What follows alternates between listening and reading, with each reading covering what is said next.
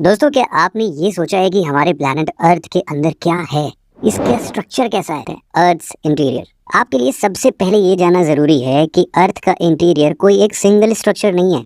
जी हाँ, असल में अर्थ का इंटीरियर कई सारे डिफरेंट सब्सटेंसेस के कॉन्सेंट्रिक लेयर से बना हुआ है, जिसे हम नॉर्मली क्रस्ट, मैंटल और कोर के नाम से जानते हैं। लेकिन अगर इसके साइंटिफिक क्लासिफिकेशन की बात करें तो हम अर्थ के इंटीरियर को दो तरह से क्लासिफाई कर सकते हैं। पहला है मैकेनिकल डिवीजन, जिसमें हम अर्थ के इंटीरियर को lithosphere, asthenosphere, mesospheric mantle, outer core और इनर कोर में डिवाइड करते हैं। और दूसरा क्लासिफिकेशन है केमिकल क्लासिफिकेशन, जिसमें हम अर्थ के इंटीरियर को crust, upper mantle, lower mental, outer core और इनर कोर में क्लासिफाई करते हैं। आइए इनको अब थोड़ा डिटेल में देख लेते हैं। Mechanical classification of earth's layer.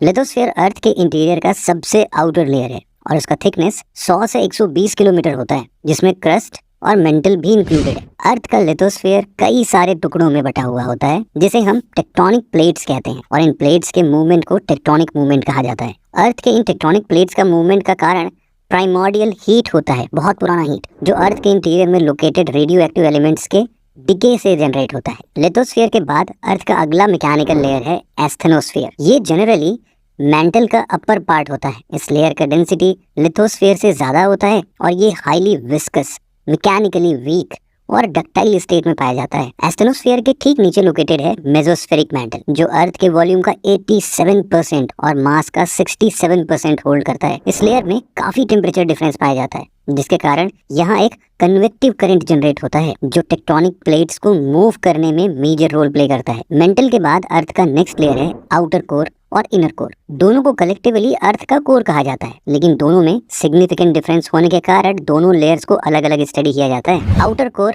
Inner core के चारों ओर सराउंडेड है। आउटर कोर बहुत ज्यादा प्रेशर झेलने के बावजूद भी लिक्विड स्टेट में रहता है। साइंटिस्ट के अनुसार तो यहाँ जनरेट हुए कन्वेक्टिव करंट्स ही अर्थ के मैग्नेटिक फील्ड के लिए जिम्मेदार होते हैं। आउटर कोर के ठीक नीचे लोकेटेड है इनर कोर। यहाँ का टेम्परेचर 6000 डिग्री सेंटीग्रेड है, जो करीब करीब सन के टेम्परेचर के बराबर है। लेकिन यहाँ एक्सट्रीम प्रेशर होने की वजह से ये लेयर सॉलिड स्टेट में रहता है। मैकेनिकल डिवीजन के बाद हम बात करते हैं अर्थ के इंटीरियर के केमिकल डिविजन्स के बारे में। Chemical classifications of earth's interior. Crust earth के इंटीरियर का सबसे आउटर मोस्ट पार्ट है, जिसका विड्थ 8 से 40 किलोमीटर के आसपास है। यहाँ ध्यान देने वाली बात यह है कि इसका विड्थ कॉन्टिनेंट और ओशियंस के लिए डिफरेंट होता है। ओशियंस में क्रस्ट का विड्थ रिलेटिवली कम होता है। ये लेयर सियाल यानी कि सिलिकन और एल्यूमिनियम से बना होता है। क्रस्ट के बाद अर्थ का अगला लेयर है मैंटल। यहाँ आपको बता दें कि मैंटल और क्रस्ट के बीच एक डिसकॉन्टिन्यूटी लोकेटेड होता है, जिसे हम मोहोरोविक डिसकॉन्टिन्यूटी या मोहो डिसकॉन्टिन्यूटी कहते हैं। मैंटल का थिकनेस 2900 किलोमीटर होता है और ये सिलिकन और मैग्नीशियम यानी कि सीमा से बना होता है। आपकी जानकारी के लिए बता दें कि मैंटल को भी दो पार्ट्स में क्लासिफाई किया जाता है, जिन्हें हम अपर मेंटल